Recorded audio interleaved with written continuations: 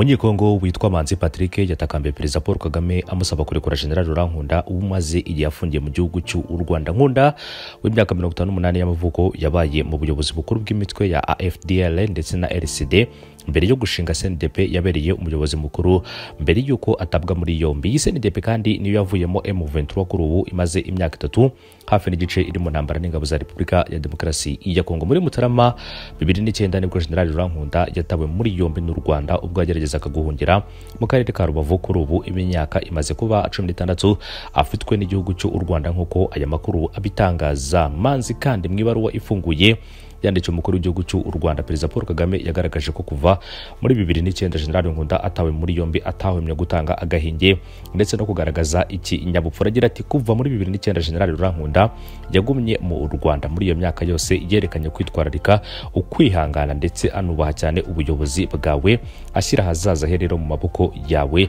yuje ubwenge ndetse anizera ubushobozi bwawe. Uyu munyekongo kandi yavuze ko kuba iriya generali mu busanzwe wavukiye irucuro muri Repubulika ya Demokarasi ya Kongo muri Kivu y'Amajyaruguru amaze igihe kirekire acecetse bitavuze ko ntacyo rero yabikora ko ahubwo bishinze imizi ku ndangagaciro y'ikinyabupfura ndetse no kubaha afite. Manzi yamenyesheje kandi abanyekongo mu bwoko bw'abatutsi abanyamurenge n'abahema rero ko kuri ubu ngubu bakeneye General Laurent Nkunda kugira ngo rero abakize ubwicanyi bakomeje gukorerwa na leta ya Repubulika ya Demokarasi ya Kongo. Agira ati rero ni umugabo ufite ubushobozi yihariyeho gukora ubu ukangurambaga guhuza no kuba icyitegererezo bitaganisha rero ku macakubiri ahubwo biganisha ku cyubahiro ubumwe ndetse no ubutabera. Manzi kandi mwibaruwa yandikiye Perezida Paul Kagame yamushimiye kuba mu myaka 30 ishize u Rwanda rero rutarahwebye gucumbikira abanyekongo bagiye baruhungiramo nyuma yo kujujubwa. Agira ati rero muri iryo curaburindi ijwi ryawe n'imiyoborere y'u Rwanda biracyari ikimenyetso cy'ikizere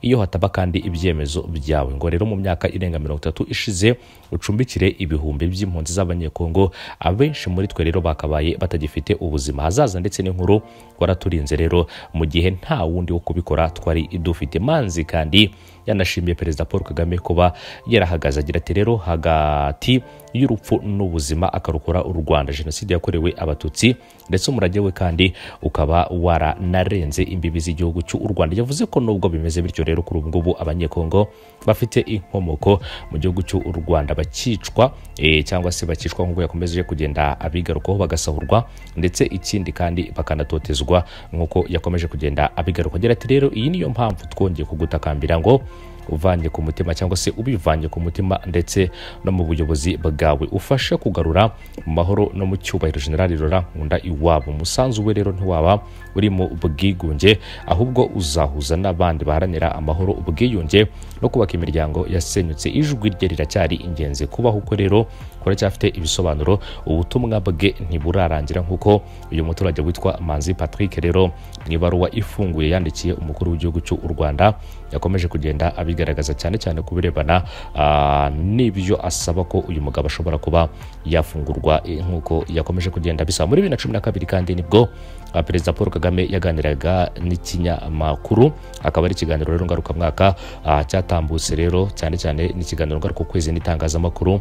Perezida Kagame kandi muri 2012 icyo gihe yavuze ko u Rwanda rwafashe Laurent Nkunda kuko rwari ruzi ko rero bizafasha mu gukemura ikibazo cyari kirubangamiye dore ko rero ngo icyo gihe hari abanyarwanda bakoze jenoside yakorewe abatutsi bari bakiri muri Kongo. Hanyuma rero atangaza ko u Rwanda rwabaye cyangwa se rwafashe uyu mugabo no kugerageza guhungira mu gihugu cy'u Rwanda. Akagaragaza ko rero ari ibintu yabonaga ko byari gukemura ikibazo cyane cyane kubirebana n'intambara yari imaze igihe muri Repubulika ya Demokarasi ya Kongo n'ubundi ku ruhande rwa CNDP ndetse na leta y'iki gihugu. Guverinoma kandi ya Katari muri aya makuru mashya yamaze gutangaza ko rero yishimiye amasezerano u Rwanda rwagiranye na Repubulika ya Demokarasi ya Kongo agena rero amahame yibanze mu gukemura mu buryo burambye ikibazo cy'umutekano muke mu karere ka Afurika y'ibiyaga bigari. Y'amasezerano kandi yasinywe na Minisitiri w'Ububanyi n'Amahanga n'Ubutwererane Ambasaderi Olivier Nduhungirehe na Therese Kayikwamba ubagena wa Repubulika ya Demokarasi ya Kongo bifashijwemo kandi na mugenzi wabo wa Leta Zunze Ubumwe za Amerika witwa Marco Rubio kuwa 25 Mata 2025. Minisiteri kandi y'Ububanyi n'Amahanga ya Qatar yatangaje ko ayo masezerano ari intambwe nziza kandi ingenzi iganisha akarere ku mahoro n'umutekano. Agira ati rero aya masezerano ashimangira kubaha ubwigenge bw'igihugu byombi rero cyangwa se bw'ibihugu byombi n'ubushake bwo gukemura amakimbirane binyuze mu nzira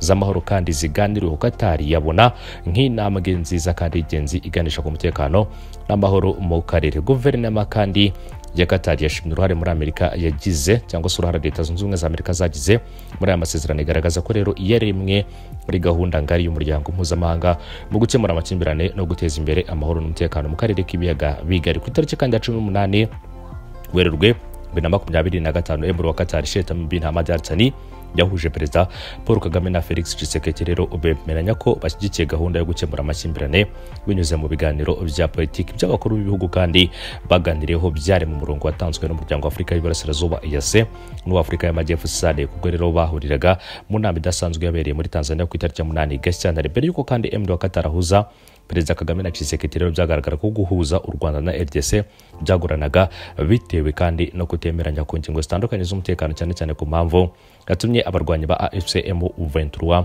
bafata intwaro muri Repubulika ya Demokarasi ya Kongo. Mu Kuboza kandi 2024 umwaka ushize u Rwanda na RDC bikaba rero byarahuzwaga na Angola, byari kugirana rero amasezerano agamije kugarura amahoro mu karere, ariko igikorwa gihagarikwa rero bitunguranye nyuma y'aho abahagarariye RDC banze kuganira na M23. Qatar kandi yashoboye guhuza RDC na AFC M23 nyuma y'ibiganiro byabaye muri Werurwe 2025, impande zombi zigirana amasezerano yo guharanira imirwano cyangwa se guhagarika imirwano ku itariki ya 23 Mata kugira ngo ibiganiro bikomeze mu mwuka mwiza.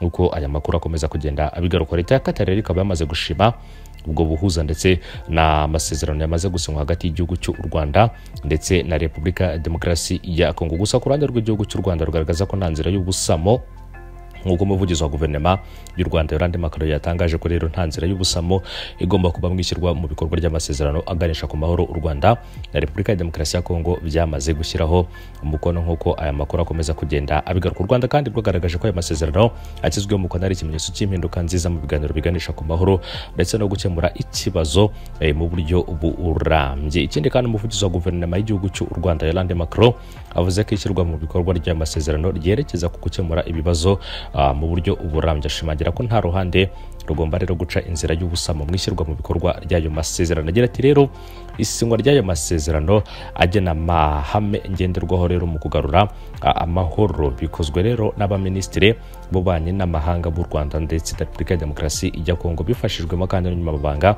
wa Amerika ushinzwe ububanyi n'amahanga Marco Rubio, rishimangira impinduka ikomeye mu biganiro birebana no gukemura ikibazo mu burasirazuba bwa Repubulika ya Demokarasi ya Kongo mu buryo burambye. Akomeje agira ati kandi nta nzira z'ubusamo, impande zose zigomba gukora akazi gakomeye kugira ngo bishyirwe mu bikorwa uko bikwiye. U Rwanda rwiteguye amasezerano y'amahoro azakemura ibibazo byose by'ingenzi birimo ibijyanye n'umutekano, imiyoborere ndetse no guteza imbere ubukungu bwa karere. Minisitiri kandi w'ububanyi n'amahanga w'u Rwanda Ambasaderi Olivier Nduhungirehe avuze ko ayo masezerano yasinywe ari urugendo ruganisha ku masezerano y'amahoro arambye ndetse ko ashyigikiye gahunda y'ibiganiro byagizweho rero uruhare na EAC, byagizwemo uruhare na EAC na SADC hamwe na Qatar. Agira ati rero intumbero yacu no kugera ku masezerano y'amahoro mu gihe cya vuba, nta nzira y'ubusamo rero tugomba gukora ibikomeye tugakemura ikibazo mu buryo bwa nyabwo rimwe rizima. Ku rundi ruhande kandi mugenzi wa Repubulika ya Demokarasi ya Kongo yitwa Madame Kayibanda Wagner yemeje ko isinywa ry'aya masezerano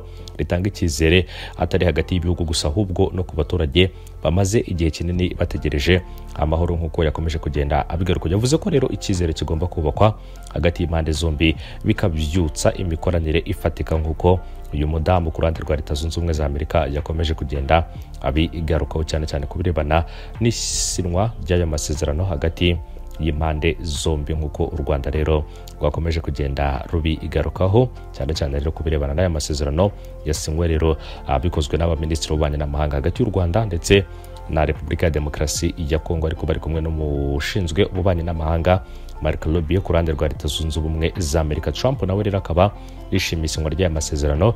Ni amasezerano rero arimo ibirebana no gukemura ibibazo mu buryo burambye, akaba rero ari amasezerano kandi agomba gutangira kureberwa hamwe uburyo ashobora kuba yasinywa rero mu buryo burambye kandi bugezweho mu kwihutisha gahunda nk'izi ngizi rero zo kuba azakemura ibibazo bitandukanye rero birimo ibijyanye n'umutekano, imiyoborere ndetse no guteza imbere ubukungu bw'akarere by'umwihariko ku ruhande rw'u Rwanda ndetse na Repubulika ya Demokarasi ya Kongo. Reka mbashimire cyane rero, babwire ngo amakuru yacu nakagaruka mukomeze gukora kuri subscribe hasi musi iyo video cyane, hanyuma ikindi kandi mukomeze gukanda kunzogera kugira ngo mujye mubambere mu burushaho kubona amakuru n'ibiganiro tubategurira umunsi ku munsi mu buryo bugezweho gatanu kuri gatanu. Ndabashimiye cyane rero, umunsi mwiza n'ibihe byiza kuri mwese.